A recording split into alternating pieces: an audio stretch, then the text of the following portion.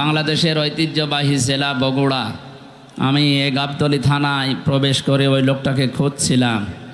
আগস্টের 5 তারিখের আগে এখানে আসার কারণে যিনি আমাকে এই মাঠের ভেতর দিয়ে তাড়া দিয়েছিল। আমি প্রায় 1-1.5-2 কিলোমিটার শুধু দৌড়িয়েছি। আমি ওই ওসি সাহেবকে খুঁজছি, কি যেন নাম ওর, আবুল কালাম। উনি যে কোথায় আছে আমি বহু জায়গায় খোঁজ লাগিয়েছি, লোকটাকে পাচ্ছি না। মনে হয় কোন গর্তে যে লুকিয়েছে। আপনার যদি এত ক্ষমতা, উনি বলেছিল যদি হামজার সাহস থাকে তাহলে থানায় এসে আমার সাথে দেখা করুক।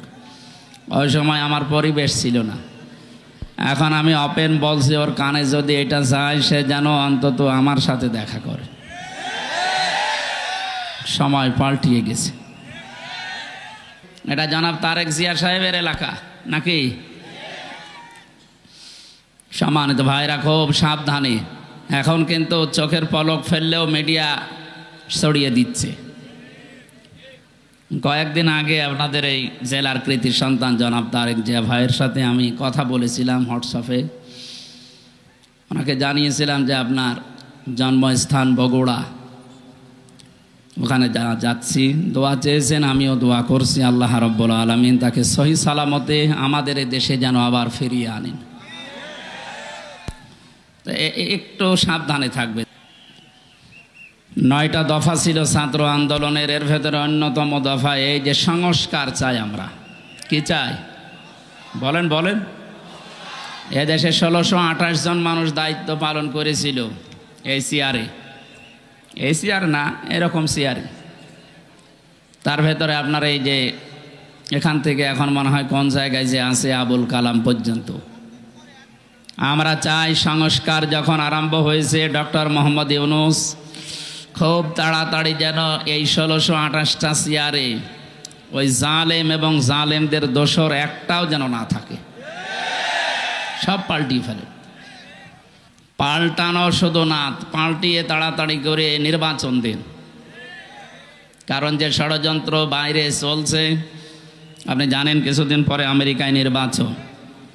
যে লোকটা সামনে আসার চিন্তা ভাবনায় আছে, যদিও আমার মনে হচ্ছে পারবে না, এই ট্রাম্প, ও আবার এই জালেমার বন্ধু, যিনি পালিয়েছে তার বন্ধু।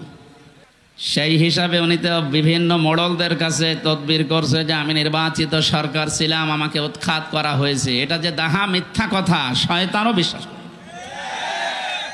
আপনি যদি শয়তানকে এখন ডাক দিয়ে বলেন যে 15 বছর কি উনি নির্বাচিত ছিল, শয়তান পর্যন্ত বলবে না। কথা বলে না কেন? কুকুরকে যদি জিজ্ঞাসা করেন যে দেখো বলো এই যে 15.5 বছর দায়িত্বে ছিল ও কি নির্বাচিত, কুকুর ঘোড়ার মতো হাসবে, বলবে এ কি বলে, একটা কথা হইল। হ্যাঁ, নির্বাচনের আগে 154 জন হয়ে যায়, দিনের ভোট রাতে হয়ে যায়, ও আবার বলে যে আমি নির্বাচিত। ও আছে তাবাকুম, আল্লাহ বলেন আমি নির্বাচিত করি। এই বগুড়াবাসী, নির্বাচিত করা হয় যে পদ্ধতির মাধ্যমে, ওই পদ্ধতির নাম কি? নির্বাচন। বলেন বলেন বলেন। নির্বাচনের মাধ্যমে নির্বাচিত করা হয়। আমাদেরকে আজকে এলাকায় যত মানুষ আছে কোরআনে কারিম শোনার জন্য আল্লাহ নিজে নির্বাচিত করেছেন। বহু মানুষ ছিল, সবাইকে আল্লাহ আসতে দেয়নি। আমি তো আশ্চর্য হচ্ছে, মাত্র ওই কয়েকজন মানুষে আপনি এত গ্যাঞ্জাম করেন কেন? এটা কোন বিভাগের ভেতরে? রাজশাহী। ও, আর একটু হলেই তো সমস্যা হয়ে যেত। এ বিভাগে জেলার পরেই তো যে জেলা শুরু, গাইবান্ধা, ওটা কোন বিভাগ? রংপুরে একটা নাম আছে, থাক ওইটা বলার দরকার নেই। আপনাদের আচরণে যেন আবার ওইটা চলে না আসে। এই মাত্র কয়েক হাজার মানুষে এত গ্যাঞ্জাম করেন। বাংলাদেশের সবচাইতে বড় আলোচনা হয় পাবনা দারুল আমান ট্রাস্টে, এর চাইতে 20 গুণ মানুষ বেশি হয়, কোনো আওয়াজ পাওয়া যায় না। প্রায় 1.5 কিলোমিটার শুধু মানুষ বসে থাকে। আর আপনারা এই কয়জন মানুষ এই আচরণ করেন, এটা রেকর্ড হচ্ছে। এই দেখেন কত ক্যামেরা। আপনি এখানে হাত তুলবেন তাও এটা তামাম দুনিয়ায় ছড়িয়ে যাবে। আর যা করছেন এটা বগুড়ার বদনাম হয়ে যাবে না? যারা দাঁড়িয়ে আছেন দাঁড়িয়ে থাকেন, বসে আছেন বসে থাকেন, যদি মনে বলে শুয়ে থাকবেন তো শুয়ে পড়েন, কিন্তু কথা বলবেন না। আমার রিকোয়েস্ট, আপনি হাত পা ধরে বলছি, আপনি কথা বলবেন না ভাই, কারণ কোরআন যারা শুনতে আসে তাদের কিছু দায়িত্ব আছে। আল্লাহ তাআলা বলেন ফাস্তামিউ লাহু ওয়া আনসিতু। যখন কোরআনে কারিম আরম্ভ হবে শুনবা এবং চুপ থাকবা, দুইটাই ফরজ। কারণ এটা এখন সাধারণ অনুষ্ঠান না, এটা একটা ইবাদত। এটা কি ইবাদত, যেভাবে করা লাগে আপনি ওইভাবে করেন। লাআল্লাকুম তুরহামুন, আশা করা যায় আল্লাহর রহমত এখানে নাজিল হবে ইনশাআল্লাহ। এটা তো যারা শ্রোতা দর্শক তাদের গেল, আমরা যারা বলতে আসি আমাদেরও কিছু দায়িত্ব আছে। আল্লাহ রাব্বুল আলামিন বলেন কিতাবুন উনজিলা ইলাইকা ফালা ইয়াকুম ফি সাদরিকা হারাজাম মিনহু লিতুনদিরা বিহি ওয়া যিকরা লিল মুমিনিন। আল্লাহ বলেন এই যে একখানা কিতাব, এটা আপনাকে আমি দিয়েছি, একটাই মাত্র কিতাব পৃথিবীতে পাঠিয়েছি, বাকি যা দুনিয়ায় পাঠিয়েছি সব এই কিতাবের ব্যাখ্যা। প্রশ্ন আসতে পারে, বড় বড় আসমানি কিতাব আছে এখনো 3টা, ছোট সহিফা আছে 100টা, ওইগুলো ওগুলো কিতাব, কিন্তু কিতাবের ব্যাখ্যা। এটা নাজিল হওয়ার আগে যত কিতাব যত বই বলেন পুস্তক বলেন আল্লাহ দুনিয়াতে পাঠিয়েছেন, প্রত্যেকটা কিতাব এই কিতাবের ব্যাখ্যা করার জন্য এসেছিল।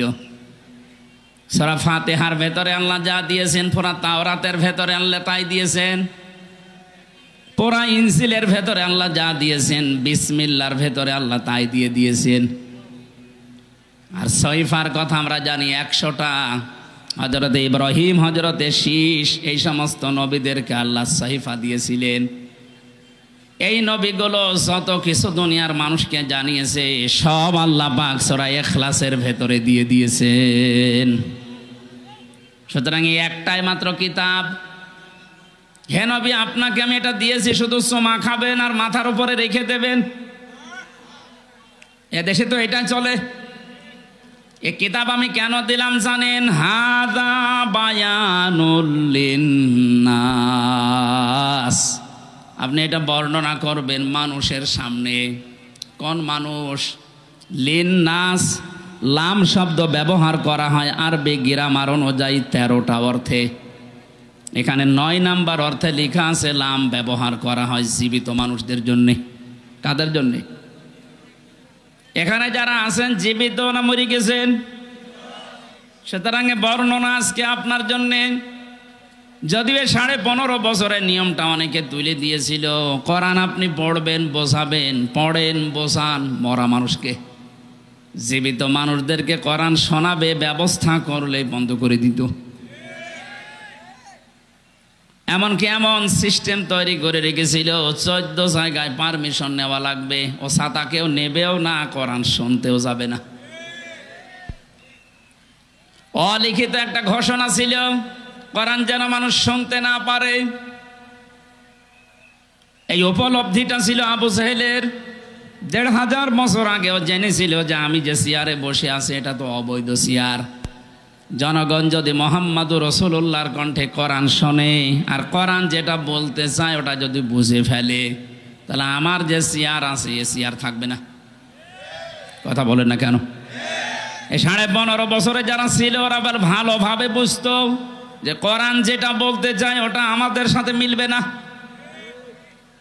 এই জন্য বিভিন্ন জেলাতে গেলেই বলে হুজুর আমাদের বিরুদ্ধে বলবেন না। আরে ভাই, আপনার পক্ষে বলার মতো কোনো আয়াত তো কোরআনে নেই। আছে?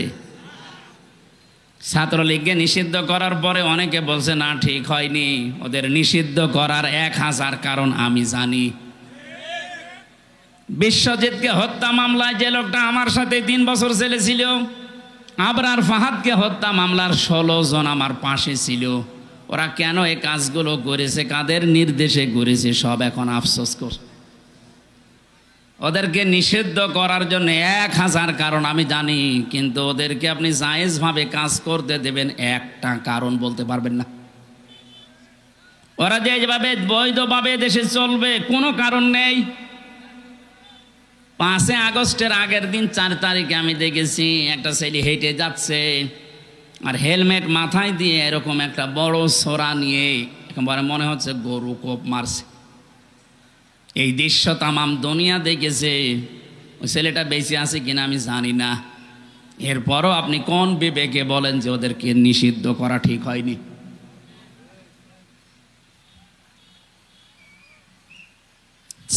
সালে 2006 সালে আগস্টের অক্টোবরের 28 তারিখে যে দৃশ্য ওরা দেখিয়েছে, তামাম পৃথিবী হতভম্ব হয়ে গেছে। আমি একবার সিরাজগঞ্জ থেকে যাচ্ছিলাম, ড্রাইভারের পেছনে বসে আছি, দেখি একটা কুকুর পড়ে আছে রাস্তার মাঝে। ড্রাইভার সাহেব কুকুরের উপর দিয়ে না দিয়ে বাম দিয়ে চালিয়ে দিল, গাড়ি একটা ঝাঁকি দিয়ে উঠেছে। জিজ্ঞাসা করলাম, আপনি এমন করলেন কেন? এখন উল্টিয়েছে তো গাড়ি। ড্রাইভার আমার বলছে, হুজুর দেখেন না একটা কুকুর পড়ে আছে, আমি ডবল করে চাকা চালাবো, আমার বিবেক নেই। আমি বললাম, তো মরা কুকুর, ওরে মারলেই কি আর না মারলেই কি? ড্রাইভার আমার দিকে ঘুরে বলছে, হুজুর আপনি কি আসলেই হুজুর? হ্যাঁ, আপনি কেমন হুজুর? আপনি দেখেন যে একটা মরা কুকুর পড়ে আছে, যদিও নিকৃষ্ট। এ পৃথিবীতে জানি আমরা দুইটা জীব একেবারে নিকৃষ্ট, একটা কুকুর আর একটা শুকুর। তারপরও আপনার বিবেক বাধা দিচ্ছে যে মরা জিনিস ডবল করে মারা যায় না। অথচ গত বছরে, ওই সময় ছিল 7 সাল, গত বছরে 6 সালের অক্টোবরের 28 তারিখে তামাম বাংলাদেশ থেকে একজনের নির্দেশ মতো লগি বৈঠা নিয়ে সৃষ্টির সেরা মানুষকে পিটিয়ে মারার পরে ড্যান্স দিয়েছে। এদেরকে আপনি মানুষ বলেন কোন কায়দায়? আমরা চাই শুধু ছাত্রলীগ না, এদেশে যারা জালেমদের দোষর প্রত্যেককে নিষিদ্ধ করা হোক। যারা মানুষের ভেতরে পড়ে না, ওদের কিসের রাজনীতি? আরে মানুষ তো রাজনীতি করবেই মানুষের জন্যে। সে যদি মানুষ পিটিয়েই মেরে ফেলে, তো ওর রাজনীতি করার দরকার কি? আপনি অন্য নীতি করেন।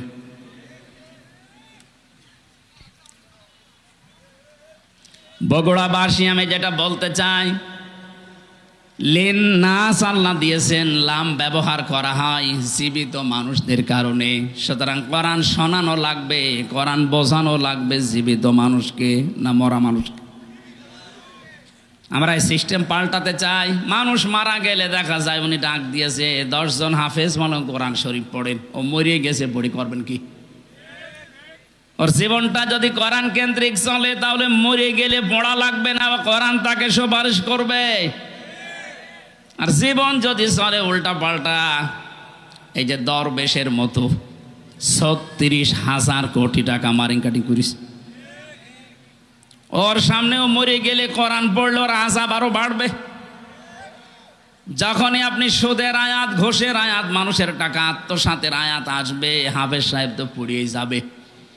গজবের ফেরেশতারা ওর লাশের চারিদিকে থাকবে, জিজ্ঞাসা করবে, বেটা কি পড়ে কোরআন দিয়ে? এটা তোর জীবনে ছিল, তার মানে ছিল না। ফেরেশতারা বলবে, যাক আমাদের মনে ছিল না। কথা বলে না কেন? পাগলকে যদি বলা হয় নৌকা নাড়াবি না, ও বলে আমার মনে ছিল না। আপনি ফেরেশতাদেরকে তো আরো স্মরণ করিয়ে দিচ্ছেন যে এই লোকটা টাকা পয়সা আত্মসাৎ করেছে, এরা আপনি পিটান। এই জন্য আমরা চাই এদেশে কিয়ামত পর্যন্ত 96% মুসলমানের দেশে কোরআন শরীফ চলবে, এটা গোপনে না, ওপেনে। বলেন,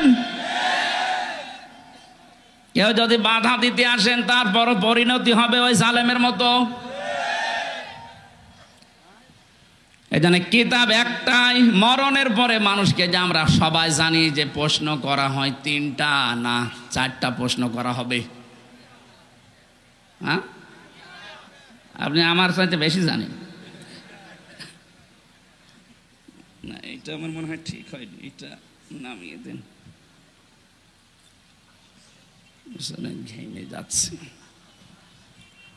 ফ্যান দিয়েছেন কোথায়? ওপরে। এদিকে বগুড়ার লোকের ইয়ে আছে। বগুড়াবাসী, প্রথম প্রশ্ন করা হবে মার রব্বুকা অমাদিনুকা।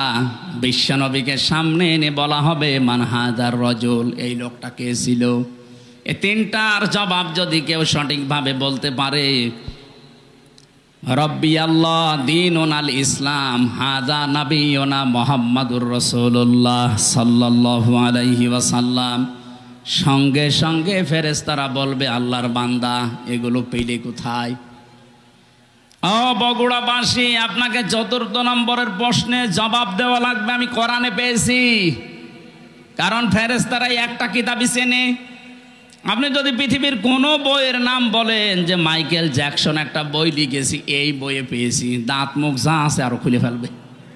কারণ ফেরেশতারা মাইকেল জ্যাকসন চেনে। কথা বলে না কেন? সুতরাং ৪র্থ প্রশ্ন যেখান থেকে জবাব দেওয়া লাগে তার নাম কোরআন শরীফ। এইটার সাথে যদি আপনার সম্পর্ক না থাকে আপনি জবাব দেবেন কি দিয়ে? তাহলে আমার মূল প্রথম পয়েন্ট ছিল কিতাব, একটাই মাত্র কিতাব, উনজিলা ইলাইকা, হে নবী আপনাকে আমি দিলাম। কেন দিয়েছি জানেন? ফালা ইয়াকুন ফি সাদরিকা হারাজুম মিনহু লিতুনযিরা বিহি। এই কোরআন দিয়ে যখন মানুষদেরকে সতর্ক করবেন আপনার মনের ভেতরে যেন কোনো সংকীর্ণতা কাজ না করে। হারাজনের ব্যাখ্যা আমি ৩৩টা পেয়েছি। হারাজন মানে ভয়, ভীতি, দ্বিধা, দ্বন্দ্ব, সংশয়, সন্দেহ। ৩৩টা অর্থ লেখা আছে তাফসিরে। আপনার মন থেকে এগুলো সব দূর করে কোরআন প্রচার আরম্ভ করবেন। ঘন্টার পরে ঘন্টা কথা বলার দরকার নেই। এ পৃথিবীতে বিশ্ব নবীর মতো এত বড় বক্তা, এত বড় মুফাসসির মাত্র ২৭ মিনিট কথা বলেছিলেন। এই কথাটা নিয়ে কিয়ামত পর্যন্ত মানুষ চিন্তা ভাবনা করছে, এখনো কুল কিনারা পাচ্ছে না। আর আমাদের ২-৫ ঘন্টা চলে যায়, আমাদের কথাই শেষ হয় না। কারণ আমাদের কথার ভেতরে তো কোনো মাল নেই। কথা বলেন না কেন? নবীজির এক একটা কথা নিয়ে চিন্তা হচ্ছে, গবেষণা চলছে।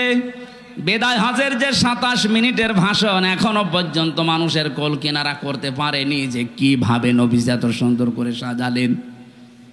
এই জন্য যখন কথা বলা লাগবে কোরআন দিয়ে, তখন নিজের মনে যেন কোনো সংকীর্ণতা, ভয়, ভীতি কাজ না করে। আল্লাহ আমাকে ওই পর্যায়ে উঠে কথা বলার তৌফিক দিন, বলেন আমিন। এবার আসেন মাঝখানের শব্দ হারাজনের ব্যাখ্যা। ১ নম্বরে হারাজনের ব্যাখ্যায় বেশি, যখন আপনি কোরআন দিয়ে কথা বলবেন সামনে যারা বসে আছে এমন মানুষও পাবেন ওরা আন্দাজে না বুঝে মন খারাপ করবে। এরকম মানুষ দেশে নেই? এগুলো আরো বেশি ছিল, এখন একটু কমেছে। আন্দাজে না বুঝে আল্লাহর বক্তব্য মন খারাপ করে, রাগ করে চলে যায়। ২য় নম্বরের ব্যাখ্যায় পেয়েছি, হে নবী আবাহমান কাল থেকে এমন এমন নিয়ম নীতি মানুষ ইসলাম মনে করে পালন করে যেগুলো আসলে ইসলাম না, বানানো ইসলাম। আপনি যখন কোরআনে কারিমের ব্যাখ্যা করবেন, বিশ্লেষণ শোনাবেন, কোরআন যেহেতু একটা আলো, কোরআন কি বলেন বলেন? কোরআনের বাইরে যা আছে সব অন্ধকার। আর পৃথিবীতে ৩টা প্রাণী আছে দেখবেন ওরা অন্ধকার ভালোবাসে, আলোতে থাকতে চায় না। একটা পেঁচা, বাদুর আর চামচিকা। নবগোড়ায় নেই? এরা দিনের আলোতে বের হয় না। রাতের আধার যখন বেশি হয়, অন্ধকার হয় বেশি, তখন বের হয়। বের হয়ে স্থির থাকে না, মানুষের ফসল নষ্ট করে। এক কথা বলছেন কেন? বিভিন্ন জিনিসে হানা দিয়ে ওগুলো নষ্ট করে ফেলে। এই জন্য ওদের নামও দেখেন এরকম ডিজিটাল নাম, পেঁচা, বাদুর, চামচিকা। নাম শুনলেই মনে হচ্ছে চেহারা মনে হয় একেবারে ঐশ্বরিয়া রায় হবে। পেঁচা নাম শুনলেই মনে হচ্ছে না চেহারা কেমন হবে? হ্যাঁ, কেউ যদি পেঁচা একবার দেখে ওকে আর একবার দেখতে মন চাবে। ওদের কাজ কারবার ওই রকম, খালি মানুষের ফসল নষ্ট করবে, কলা নষ্ট করবে, পানের বরজ নষ্ট করবে। দিনের আলো, সূর্যের আলো ওদের ভালো লাগে না, এই জন্য রাতের আধার ওরা বেছে নেয়, ক্ষতি করে মানুষের। এই পৃথিবীতে কোরআনের আলো, ইসলামের আলো, হাদিসের আলো যাদের ভালো লাগে না, মানুষের তৈরি করা নিয়ম নীতি যেহেতু অন্ধকার, শিরিক, বেদাত, জুলুম, কুফর এগুলো সব অন্ধকার, এগুলোর পথ তারা বেছে নেয়। শিরিকের মাধ্যমে, বেদাতের মাধ্যমে মানুষের দুনিয়ার ঈমান আমল নষ্ট করে।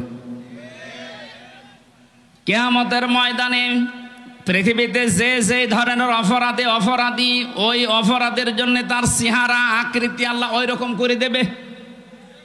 ইয়াগরাফুল মুজরিমুনা বিসিমাহুম ফায়ুখাযু বিন-নাওয়াসি। কিয়ামতে ফেরেশতারা এই পাপিষ্ঠ মুজরিম যারা যে যেই ধরনের অপরাধী ওর চেহারার ভেতরে আল্লাহ এটা ফুটিয়ে তুলবে। ওই চেহারা নিয়ে কেউ হাত ধরবে, চুল ধরবে, কেউ পা ধরবে, এভাবে দোলে দোলে এক দোলে দেবে জাহান্নামের মাঝে। এখানে আমার শিক্ষা দেওয়ার বিষয়, যারা দিনের আলো সূর্যের আলো না ভালো লাগার কারণে অন্ধকারের পথ বেছে নিয়ে ওদের নাম ওলট পালট হয়ে গেছে। আমরা দুনিয়াতে যারা ইসলামের আলো কোরআনের আলো সহ্য হয় না, এ চেহারা যত সুন্দর হোক আল্লাহর কসম এ চেহারা থাকবে না। দুনিয়াতে যে যে ধরনের কাজ করেছেন ওই চেহারা আপনাকে আল্লাহ ফুটিয়ে তুলবে। পৃথিবীতে দেখবেন এই যে শুকরের কাজ কি, নিজের মেয়ে ছেলে বউ এগুলো নিয়ে যায় এক জায়গায় বসে বসে আর একজনের সাথে গল্প করে, আর ওগুলো সব কচু খেতে ছেড়ে দেয়। যাদের সাথে ছেড়ে দিয়েছে সবই তো ওর মাহারাম নাকি। দুনিয়াতে বহু এই শুকর মার্কা মানুষ দেখতে পাওয়া যায়, নিজের বউ সুন্দরী, নিজের মেয়ে, নিজের পুত্রবধূ এগুলো নিয়ে যায় মার্কেটে, বিভিন্ন অনুষ্ঠানে, দোকানে, নিজে এক জায়গায় বসে বসে গল্প করে, আর ওগুলো সব আল্লাহর রাস্তায় ছেড়ে দিয়েছে। বেশি বললাম।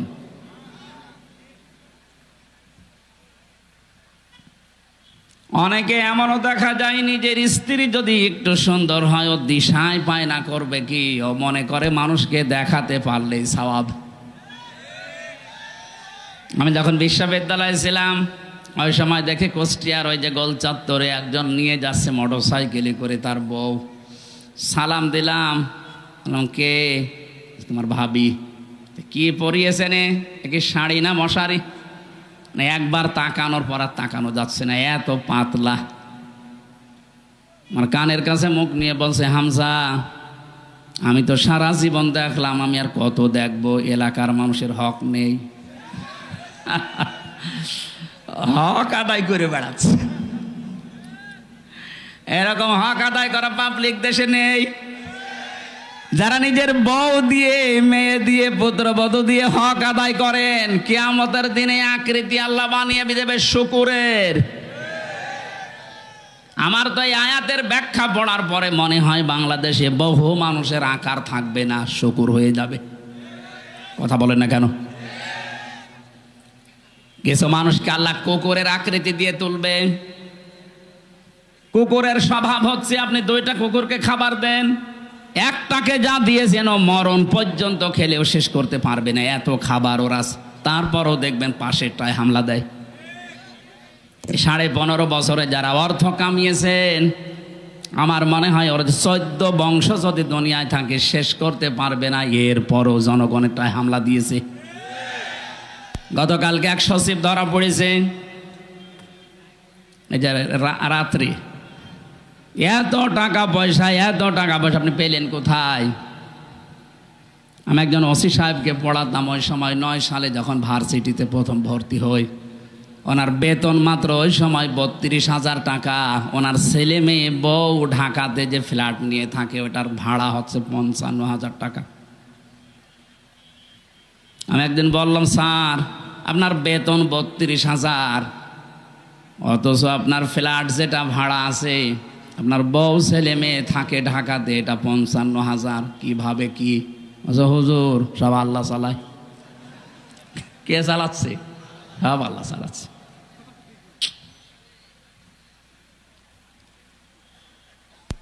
যারা অবৈধ ইনকামে বাম হাত ব্যবহার করছেন, আমি আমার ইমান থেকে কথা বলছি, আল্লাহর কসম, আপনার এই বাম হাতের ইনকামে যত কোটি কোটি টাকা পয়সা কামাই করবেন, অর্থ সম্পদ বানাবেন, আপনার এই অবৈধ টাকা আপনার বউ আপনার ছেলে মেয়েরা 2 পায়ে দাঁড়িয়ে আছে ভোগ করার জন্যে। কিন্তু এগুলোর দ্বারা যে অপরাধ যে গোনা হবে, একটা গোনা আপনার ছেলে মেয়ে বউ কেউ নেবে না। আল্লাহ এই প্রশ্নপত্রটা আগে আমাদেরকে দিয়ে দিয়েছেন। এরপরেও যদি আমরা ফেল করি, এক ছাত্রের গল্প শুনেছিলাম, এসে বাবার কাছে কাঁদতেছে। বাবা বলে, কি কাঁদো কেন? আব্বা রেজাল্ট দিয়েছে। রেজাল্ট দিয়েছে কি, তুমি পাস না ফেল? কথা বলে না। বারবার জিজ্ঞাসা করার পরে যখন কথা বলে না, দিয়েছে 2 থাপ্পড়। এই বলবি তো তুই পাস না ফেল? এবার মুখ খুলেছে, বলছে, আব্বা ফেল করলে তো কথা ছিলাম 5-এ, নামিয়ে দিয়েছে 3। এখন আমার 5-এ উঠতে 2 বছর লাগবে। আমরা যে পাগলামিগুলো করছি, সূরা আলে ইমরানের 185 নম্বর আয়াতের শেষে আল্লাহ এই তথ্যটা দিয়েছেন, ওয়ামাল হায়াতুদ দুনিয়া ইল্লা মাতাউল গুরুর। পৃথিবীর বান্দা বান্দিরা, দুনিয়ার জীবনটা কিন্তু একটা খেলাধুলা, এটা ধোঁকা। তোর স্ত্রী তোর জন্য ধোঁকা, তোর সন্তান আদি মা বাবা, এমনকি দুনিয়ার যত মানুষ তোকে ভালোবাসি বলে দাবি করে, সবগুলোই ধোঁকা। এগুলো সব কাঠ হয়ে যাবে চোখ বন্ধ হওয়ার পর। ফাইদা নুফিখা ফিস সূরি ফালা আনসাবা বাইনাহুম ইয়াউমাইযি ওয়ালা ইয়াতাসাআলুন। সূরা মুমিনুনের ভেতরে আল্লাহ জানিয়েছেন, চোখ যখনই বন্ধ হয়ে যাবে মানুষের, পৃথিবীতে যত রকমের সম্পর্ক আছে, আত্মীয়তার হোক, রক্তের হোক, দলীয় হোক, যত রকমের সম্পর্ক সব আমি আল্লাহ কাট করে দেব। নসবের বহু বচন আনসাব, একটা সম্পর্ক তো থাকবে না। এ প্রশ্নপত্র হাতে পাওয়ার পরেও যদি কোনো জ্ঞানী মানুষ আমরা ফেল করে বসি, তবে আমাদেরকে 5 থেকে 3 না 5 থেকে 1-এ নামানো দরকার। আমি সহ যারা আছি এরকম পাগল, আজকে থেকে আর পাগলামি যেন না করি। আমার কথা বুঝতেছেন?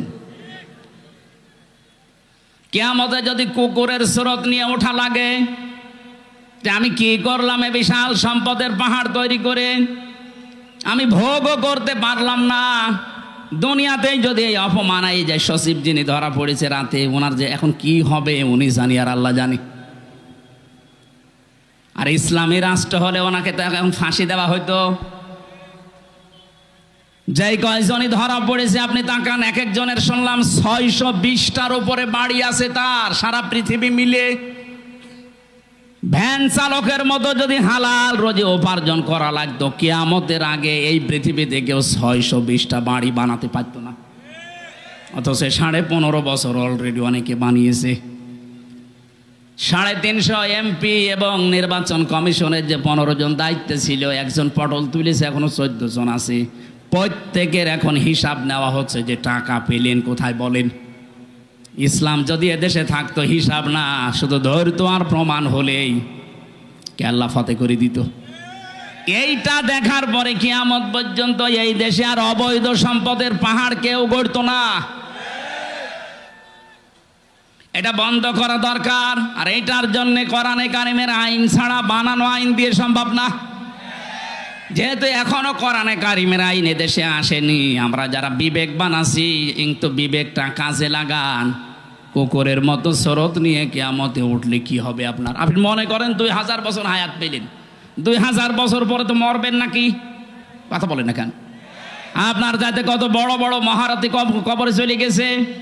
বিশ্বনবীকে আজরাইল অফার দিয়েছিল, আপনি যদি থাকতে চান যতদিন ইচ্ছা থাকতে পারবেন। নবীজি বলেছেন তারপরে কি? বলে হ্যাঁ, তারপরে মরা লাগবে। নবীজি বললেন, দেখো মরা যদি লাগবে তখন আর আমার রেখে যাওয়া দরকার নেই, আমার নিয়ে চলো। তারে তো অফার দেওয়ার পরেও তিনি গ্রহণ করেননি, আর আপনার অফার নেই। সর্বোচ্চ এদেশের এখন গড় আয়ু হচ্ছে 65-67 বছর। আপনি এরপরে যদি বেঁচে থাকেন, মনে করবেন আপনি বোনাস পেয়েছেন, আমাদের হায়াত ধার করে বেঁচে আছেন। কথা বলেন না কেন? যিনি পালিয়ে গেছে বারবার ওখান থেকে, যে মোবাইলে কল রেকর্ড করে এডিটিং করে ফাঁস করছে, বলছে আমি আসতেছি, লিস্ট করে রাখো। আপনি আবার কবে আসবেন? আপনার যা বয়স, এ বয়সে তো এমনি আমাদের হায়াত নিয়ে আপনি বেশি আছেন। কথা বলেন না কেন? 65 থেকে 67 যদি গড় আয়ু হয় তাহলে ওনার বয়স এখন এই কথা বলেন এখানে, উনি আমাদের হায়াত নিয়ে বেঁচে আছে, তারপরও বলছে আমি আসতেছি। আমরা এই মুহূর্ত থেকে শুধু মাহফিল শুনতে আসা না, আমরা এই মুহূর্তে সিদ্ধান্ত নেওয়া লাগবে কিয়ামতে যেন আমার আকৃতিটা অন্তত হামজার আকৃতি থাকে, কুকুর হয়ে না যায়। কিছু মানুষের আকার হবে সাপের মতো। তাফসিরে ফি জিলালিল কোরআন মুফাসসির লিখেছেন সূরা রহমানের এই তাফসিরে 10 প্রকার আকৃতির কথা ওখানে আছে। সাপের কাজ কি? একটা মানুষকে সবল দেয়, লোকটা মারা যায়, সাপের কোনো লাভ হয়? বলেন না কেন? এই 15.5 বছরে আপনি তাকান, অধিকাংশ মানুষের চেহারা সুরত কিয়ামতে সাপের মতো হবে। কারণ এরা সকাল থেকে ওঠার পরে বিকাল পর্যন্ত শুধু ধান্দায় থাকতো কার ক্ষতি করব, কাকে বিপদে ফেলবো, কাকে মিথ্যা মামলা দিয়ে ধরিয়ে দেব। লোকটার মাঝখানে ক্ষতি হয়ে যেত, এর কোনো লাভ হইতো না।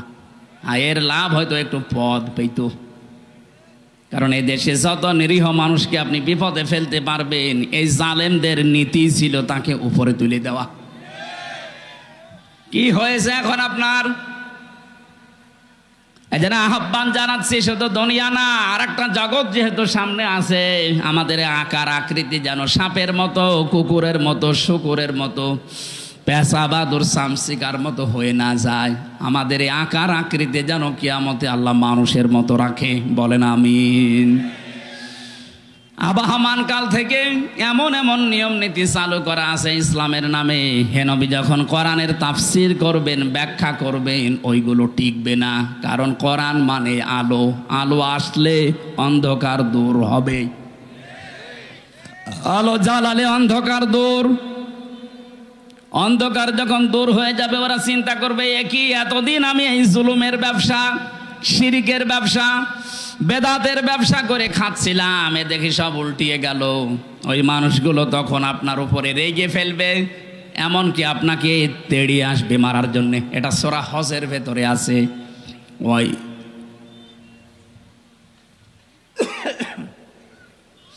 وَإِذَا تُتْلَى عَلَيْهِمْ آيَاتُنَا بَيِّنَاتٍ تَعْرِفُ فِي وُجُوهِ الَّذِينَ كَفَرُوا الْمُنكَرَ। আল্লাহ পাক বলেন, যখন আমার আয়াতগুলো তেলাওয়াত করে বিশ্লেষণ করবেন, বাজ্যিনাত মানে দলিল আর প্রমাণ দিয়ে দিয়ে বলবেন, হে নবী দেখবেন কিছু মানুষ আছে ওরা রাগে ফুলবে এবং আপনার দিকে তেড়ে আসবে। এজন্য কোরআনে হারাজনের ব্যাখ্যায় 2টা পড়েছি, না বুঝে রাগ করা এবং কিছু মানুষের ব্যবসা বাণিজ্য বানানো সেগুলো বন্ধ হয়ে যেতে পারে, তখন তারা মন খারাপ করবে, রাগ করবে। এই ধরনের মানুষ সারা পৃথিবীতে আছে, এ বগুড়ায়ও আছে। কথা বলে না কেন? আমরা কারো দিকে না তাকিয়ে কে খুশি হবে বেজার হবে না, আমার আল্লাহর দিকে তাকিয়ে আমরা আরম্ভ করছি। সূরা মায়দা 35 নাম্বার একটা মাত্র আয়াত পড়েছি। জবান খুলে কোরআনের সোনালী আয়াত পড়েন, আউযু বিল্লাহি মিনাশ শাইতানির রাজিম, বিসমিল্লাহির রহমানির রহিম, ইয়া আইয়ুহাল্লাযীনা আমানুত্তাকুল্লাহ وابتغوا إليه الوسيلة وجاهدوا في سبيله لعلكم تفلحون صدق الله العظيم। কোন সূরা বললাম যেন? মায়েদা। বলেন না কেন? এটা একটা ক্লাস চলছে, ছাত্রের মতো 1 2 ছেলেরা যেভাবে জবাব দেয় ওইভাবে জবাব দেবে। কোন সূরা? মায়েদা মানে দস্তরখানা। মায়েদা মানে কি? খাবারের প্লেট। তামাম পৃথিবীটাকে আল্লাহ একটা খাবারের প্লেট বানিয়ে দিয়েছেন। এই জন্য রিজিক নিয়ে, খাবার নিয়ে আপনার চিন্তা করার দরকার নেই। আপনার চিন্তা করা দরকার আপনার জীবন নিয়ে। আপনাকে দুনিয়াতে পাঠানোর 50,000 বছর আগে আল্লাহ পাক রিজকের ব্যবস্থায় দুনিয়ায় ছড়িয়ে রেখেছেন। আপনার রিজিক যেভাবেই হোক আসবেই, কিন্তু এই রিজিকটা পাওয়ার জন্য কেউ যদি বাম হাতের ইনকাম করে, আমার আল্লাহর আরশ পর্যন্ত তার উপরে কেঁপে যায়। আজ বাংলাদেশকে অস্থিতিশীল করার জন্যে অনেক মানুষ, ব্যবসায়িক যারা আছেন, সিন্ডিকেট করে বিভিন্ন জিনিসের দাম বাড়িয়ে দিচ্ছেন। এক কথা বলছেন না কেন? আপনার কত টাকা লাগবে? এ বিশাল তিমি মাছের টন টন খাবার লাগে প্রতিদিন। আল্লাহ তার রাজ্জাক নামের কারণে যদি এই তিমি মাছকে খাওয়াতে পারে নদীর ভেতরে, সাগরের ভেতরে, মহাসমুদ্রে, আপনি মানুষ হামজা কয়েক ছটাক মাত্র খাবার লাগে, এ খাবার আল্লাহ তার রাজ্জাক নামের কারণে দিতে পারে না। আপনি কোন কারণে বাম হাতের ইনকাম করেন বলেন তো? কি কারণে সিন্ডিকেট করছেন এই ব্যবসায়ীরা? হাদিস পড়েছি, যারা মানুষকে কষ্ট দেওয়ার জন্য ব্যবসায়ী, যারা ওয়াইলুল লিল মুতাফফিফিন আল্লাযীনা ইযা তালু আলান নাসি ইস্তাউফুন। এই পৃথিবীর ময়দানে যারা খাদ্য ভেজাল দেয়, ওজনে কম বেশি করে, আর সিন্ডিকেট করে করে মানুষকে কষ্ট দেওয়ার জন্য খাবারকে সংকট তৈরি করে, এগুলো আল্লাহর ভাষায় জালেম। এটা রেকর্ড হচ্ছে, সারা বাংলাদেশে যাবে। সবাইকে জানাচ্ছি, আজকে থেকে আপনি ফিরে আসবেন। এই সিন্ডিকেট যারা করছেন তারা জালেম। তারা কি? জালেমের বিরুদ্ধে আল্লাহ বলেন আমি নিজে মামলা দেব। সুতরাং সিন্ডিকেটের মাধ্যমে যারা জালেম হয়ে যাচ্ছেন, আর টাকা পয়সা আপনার কিছু আসবে, কিন্তু আপনি জালেমের খাতায় নাম লিখান, কিয়ামতের দিন আল্লাহ নিজে আপনার বিরুদ্ধে মামলা দায়ের করবে। তখন আপনার এই সম্পদ, আপনার এই ছেলে মেয়ে, এই বউ, দলের লোক সব দিয়েও পার পাবেন না। সূরা আলে ইমরান এটা আছে। কিয়ামতে কাফেরেরা তামাম পৃথিবীর সব দেওয়ার জন্য আল্লাহকে বলবে, এগুলো সব দিয়ে দিলাম, আল্লাহ তুমি আমাকে অন্তত বাঁচাও। আল্লাহ পাক বলেন কখনোই না। এটা সূরা মারিজের ভেতরেও আছে।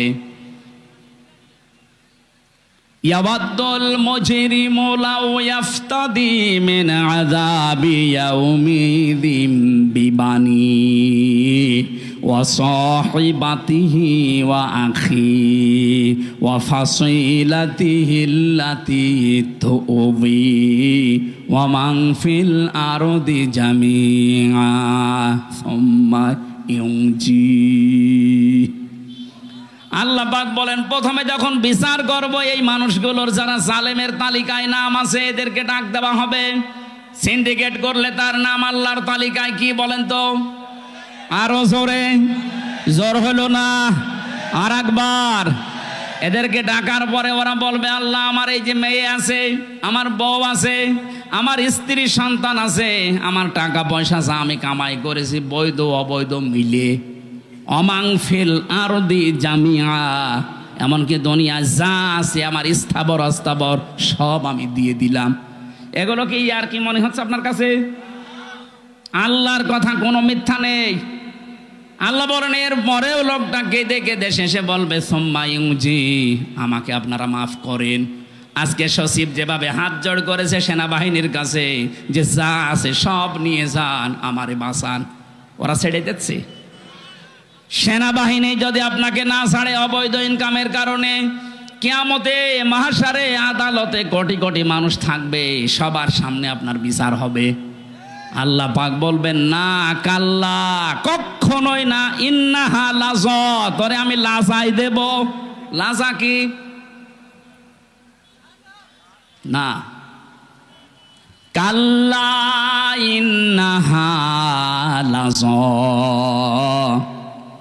তোরে আমি লাজাই দেব।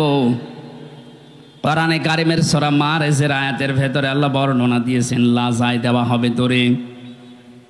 নাযাআতাল লিশাওয়া তাদউ মান আদবারা ওয়া তাওয়াল্লা ওয়া জামাআ ফাআওয়া। লাজার প্রথম পরিচয় আল্লাহ বলেন এমন একটা জাহান্নামের দরজা দিয়ে তোরে প্রবেশ করাবো, ওই ঘরে ঢুকলেই তোর চামড়া আগে আলাদা হয়ে যাবে। পৃথিবীতে বহু শাস্তির জায়গা আমি দেখেছি, আয়না ঘরে আমারে 10 দিন যে অত্যাচার করেছিল ওরা আমার উপরে, আমি নিজে তো সাক্ষী, আমি দেখেছি। উল্টো করে আমারে চলিয়েছে, চোখ বেঁধে পেছনে হাত হ্যান্ডকাপ দিয়ে মাথায় দড়ি দিয়ে 11 ঘন্টা টাঙিয়েছে। খাবার দাবার না, পানি চেয়েছিলাম, বলে পানি নেই। বহু প্রশ্ন আমাকে করেছে, যে সমস্ত জিনিস দিয়ে যে নখ তুলে নেয়, এই সমস্ত জিনিসগুলো সামনে এনেছিল।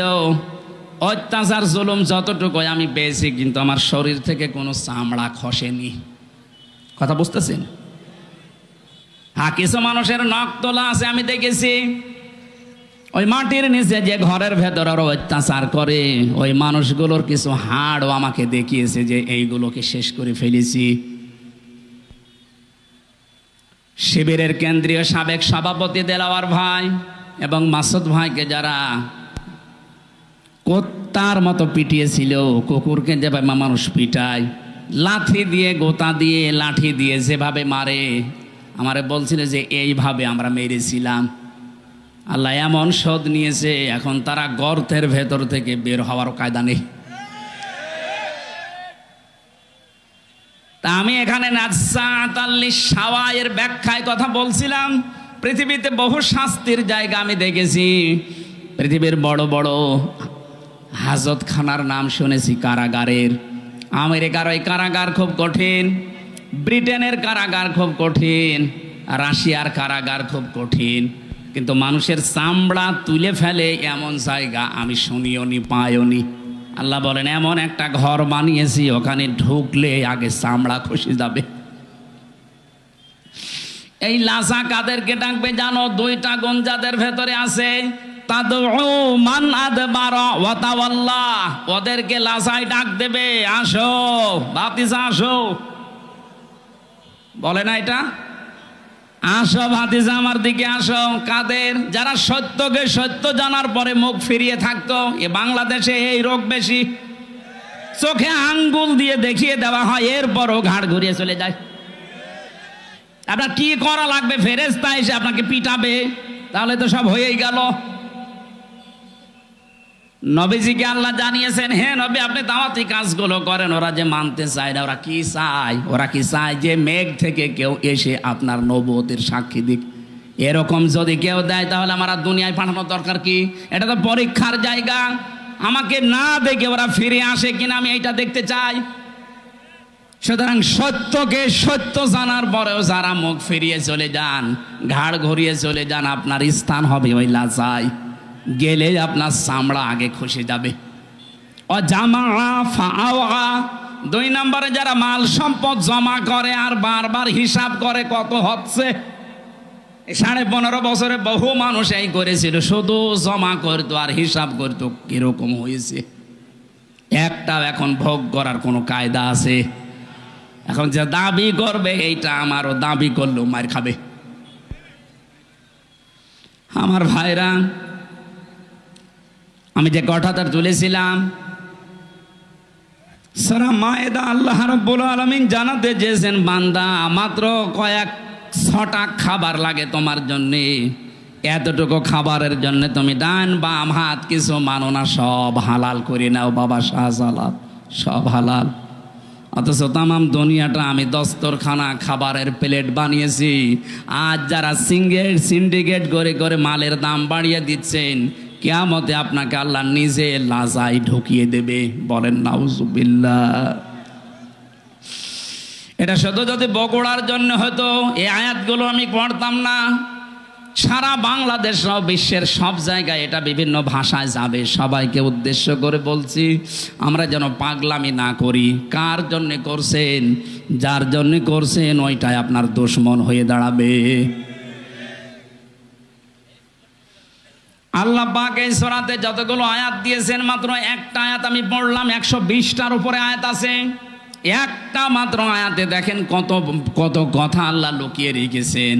এই জন্য তাফসির করতে গেলে যদি এক শব্দ নিয়ে কেউ চিন্তা ভাবনা করে, তার জীবন শেষ হয়ে যাবে। কোরআনের ওই শব্দের কথা শেষ হবে না। আল্লাহ এখানে প্রথমে ডাক দিয়েছেন ইমানদারকে, কোনো বেঈমানকে ডাকেননি।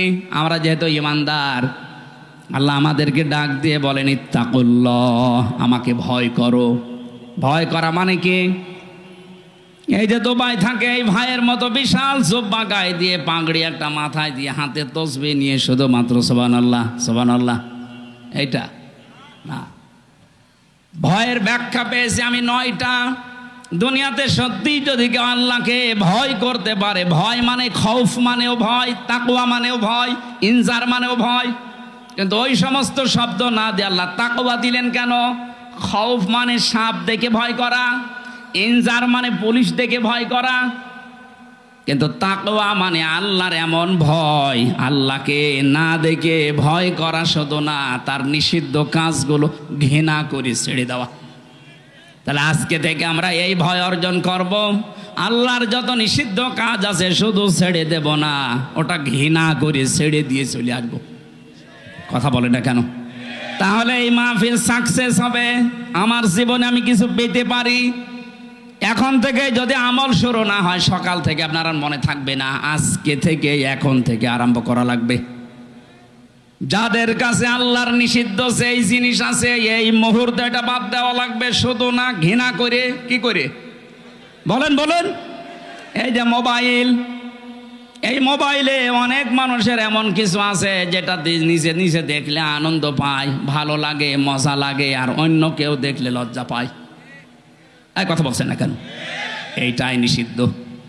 সেটা যদি আপনার বান্ধবীর নাম্বার থাকে, ওইটাও নিষিদ্ধ। যারা পরকীয়া প্রেমের নাম্বার রেখেছেন, ওইটাও নিষিদ্ধ। নিষিদ্ধ যে জিনিস, এটার সংজ্ঞা হচ্ছে যে যা নিজে দেখলে ভালো লাগে, অন্য দেখলে লজ্জা পায়। এই কথা বলছেন না কেন? এরকম যাদের আছে, এই মুহূর্তে এটা ডিলিট করা লাগবে, তাও ঘৃণা করে। কারা কারা ডিলিট করবেন হাত তোলেন তো। কি আছে দেখি, মোবাইল দেখি, মোবাইল দেন। মোবাইল নেই মানে ক্যামেরা না। এই যারা হাত তুললেন, সত্যি আপনার মোবাইলে কি আছে এমন বলেন তো, যেটা নিজে দেখলে আনন্দ পান, অন্য দেখলে আপনার লজ্জা লাগে? বলেন। যা আছে এখন বসে বসে চুরি করে ডিলিট করে দিন। যাদের বিভিন্ন বান্ধবীর নাম্বার আছে, পরকীয়া প্রেম করেন, এই নাম্বারও এখন ডিলিট করে দেন, ব্লক করে দেন, জীবনেও যেন আর কল দিতে না পারে। করেন। মুরব্বী মানুষ হাত তোলে, নাউজুবিল্লাহ। যুবক মানুষ দিয়ে একটা লাইন মাইন করলে মানা যায়, মুরব্বী মানুষ কি লাইন করো না। আমি একটা উদাহরণ দিলাম মাত্র। তাকওয়া মানেও ভয়, খৌফ মানেও ভয়। খৌফ আল্লাহ দেয়নি, দিয়েছেন তাকওয়া। তার মানে আল্লাহর নিষিদ্ধ কাজ আজকে থেকে যেইটা যেখানে বাঁধবে, ওটা শুধু ছেড়ে দেবেন না, ঘৃণা করে ছেড়ে দেবেন। এই তাকওয়া যদি কেউ অবলম্বন করে, কোরআনে কারিম জানিয়েছে দুনিয়া আখিরাত মিলে আল্লাহ তাকে 27টা উপকার করবে। সুবহানাল্লাহ বলতে পারেন না? দুনিয়ার 1 নাম্বার উপকারও যদি বিপদে পড়ে দুনিয়ায়, এই তাকওয়ার কারণে নিষিদ্ধ জিনিস যেহেতু আল্লাহর কাছে স্যালেন্ডার করে ছেড়ে দিয়েছে ঘৃণা করে, দুনিয়ার বিপদে পড়লে আল্লাহ পাক নিজে তাকে সাহায্য করবেন। মানে এমন জায়গায় তাকে পৌঁছাবেন, তার কল্পনাও ছিল না যে ওই জায়গায় যাওয়া যায়। এই আয়াতের তাফসিরে একটা ঘটনা আমি পড়েছি, তাবারির ভেতরে আছে। শেষ করে দেব নাকি? 1 ঘন্টা হয়ে গেছে, আমার মনে হয় 1 ঘন্টা কথা বলার নিয়ম। একটা ক্লাস চলছে না, ক্লাস তো 45 মিনিট হয়। এতক্ষণ বসে থাকবেন আপনারা? সুবহানাল্লাহ আলহামদুলিল্লাহ। একটু পানি নেই, পানি দেখি।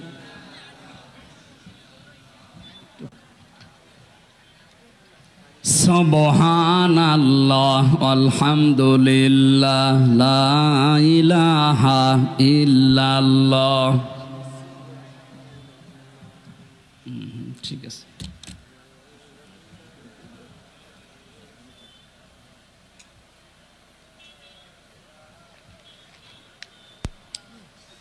জিনিসপত্র তো ভালোই লাগিয়েছেন না? ঠিক আছে, রুচি আছে এদের।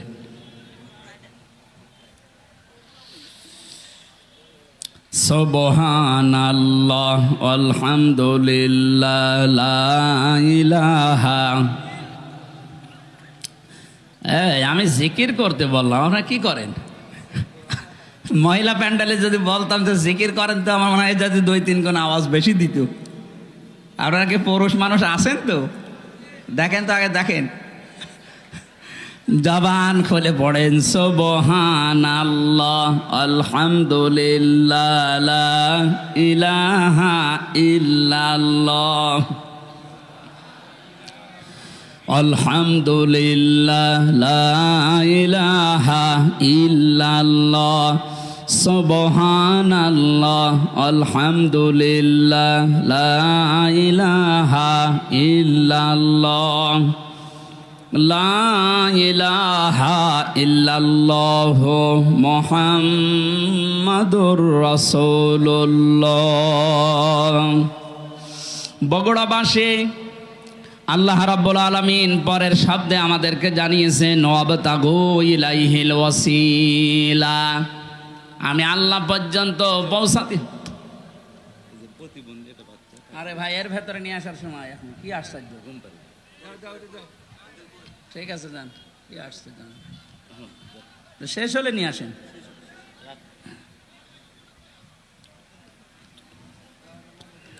কেবল বাদাল মাদাল দিয়ে শুরু করলাম, এক বেদের মেয়ে এসে একবারে বাদাল ভেঙে দিয়েছে। আমি শেষ করে দিই নাকি?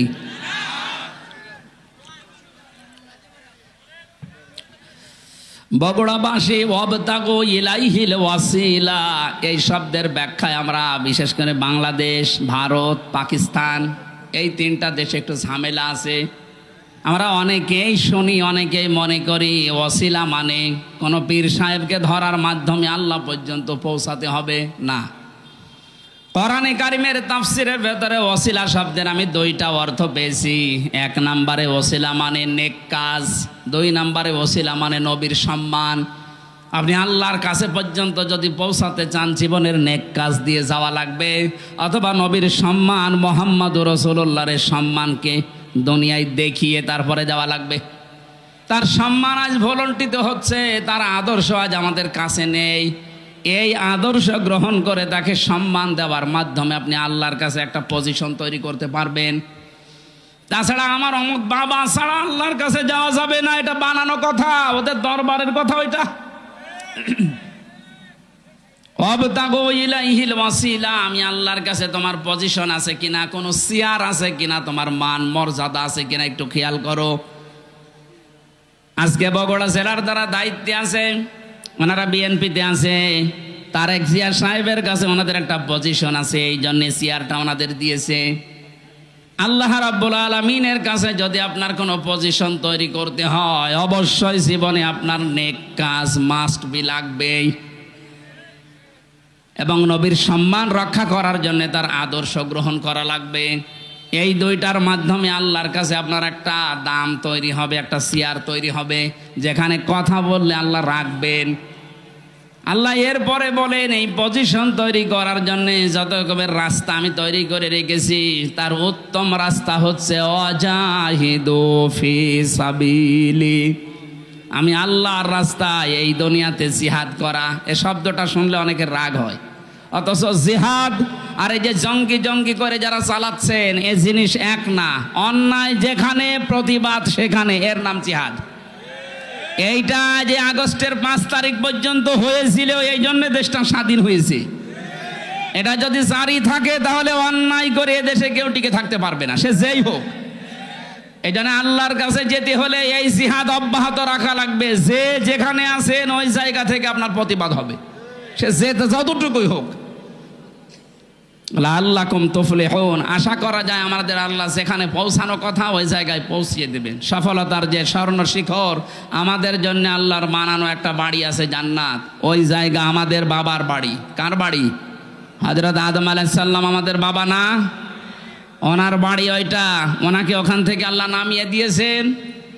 পৃথিবীতে পাঠানোর পরে উনি জানিয়েছেন, ফামাং তাবিয়া হুদায়া, আমার পক্ষ থেকে তোমাদের কাছে হেদায়েত যাবে। সর্বশেষ হেদায়েতের নাম এই কোরআন। ফামাং তাবিয়া হুদায়া ফালা খাউফুন আলাইহিম ওয়ালা হুম ইয়াহজানুন। যদি এটা অনুসরণ করে আবার থাকতে পারো দুনিয়ায়, যেখান থেকে নামিয়ে দিলাম এই বাবার বাড়ি বানানো জান্নাত, আবার ওখানে তোমাদেরকে ফিরিয়ে নেব। আমরা ওই জায়গায় যেতে চাই না? চাই না? আল কাজ্জিসু মান দানা নাফসাহু ওয়া আমিলা লিমা বা'দাল মাউতি ওয়াল আজিজু মান আতবা'a নাফসাহু হাওয়াহা ওয়া তামান্না আলাল্লাহ।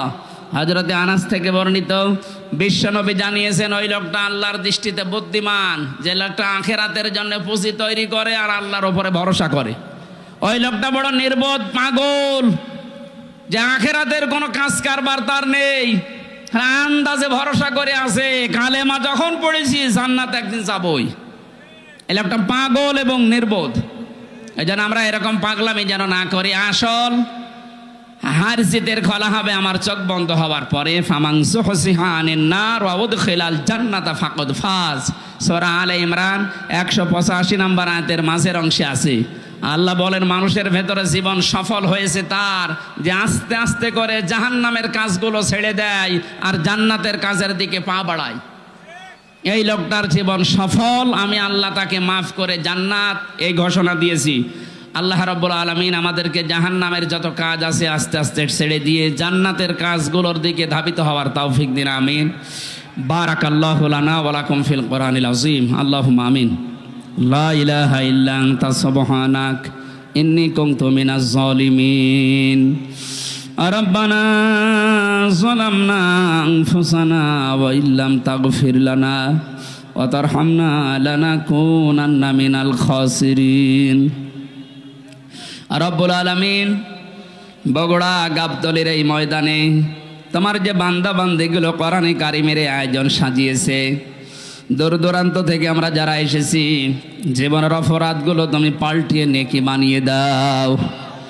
হযরতে আদম আলাইহিস সালামকে তুমি যেমন মাফ করে দিয়েছো, আমাদেরকেও আদমের সন্তান হিসাবে ক্ষমা করে দাও। মা বাপ যারা আমরা হারিয়ে ফেলেছি, আমাদের মা বাপকে মাফ করে দাও। আল্লাহ তাআলা কোরআনের এই আয়াতে বর্ণিত যে বিধানগুলো আমরা জেনেছি, তাকওয়া, ওয়াসিলা এবং জিহাদ, এর মর্ম বাণীগুলো উপলব্ধি করার মাধ্যমে প্র্যাকটিক্যাল লাইফে সেট করার তৌফিক দাও। মা বোনেরা যারা এসেছে এদেরকে আয়েশার মতো, খাদিজার মতো বানিয়ে দাও। এলাকায় মাটির নিচে কত মানুষ ঘুমিয়ে আছে, আল্লাহ মানুষগুলোকে তুমি কবরে জান্নাত দিয়ে দাও। আল্লাহ তাআলা বগুড়া জেলার গাবতলীর এই জায়গাতে তোমার বান্দা শহীদ প্রেসিডেন্ট জিয়াউর রহমানের বাড়ি, কবরে আছে লোকটা, তার জীবনের ভালো কাজগুলো মঞ্জুর করো, অন্যায় কাজগুলো ক্ষমা করে দাও। তার ছোট ছেলেটাও তুমি ডাক দিয়ে নিয়েছো, আল্লাহ আরাফাত ভাইকেও তুমি মাফ করে দাও। যত মানুষ আমরা তোমার গোলামি করছি, তোটা ফাটা আমাদের মেহনতগুলোকে তুমি মঞ্জুর করো। জীবনের ভুল ত্রুটিগুলো আল্লাহ তুমি মেহেরবানি করে কোরআনের ইজ্জতে ক্ষমা করে দাও। এ দেশটা তুমি কোরআনের বিধান চালু করে দাও, চর্ম চোখে যেন দেখতে পারি তোমার আইন দিয়ে বাংলাদেশ চলছে।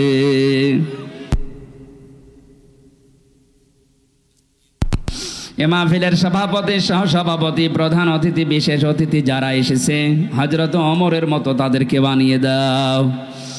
আলহামদুলিল্লাহি রাব্বিল আলামিন। মরণ আসলেই যেন বলতে পারি লা ইলাহা ইল্লাল্লাহু মুহাম্মাদুর রাসূলুল্লাহ। আসসালামু আলাইকুম।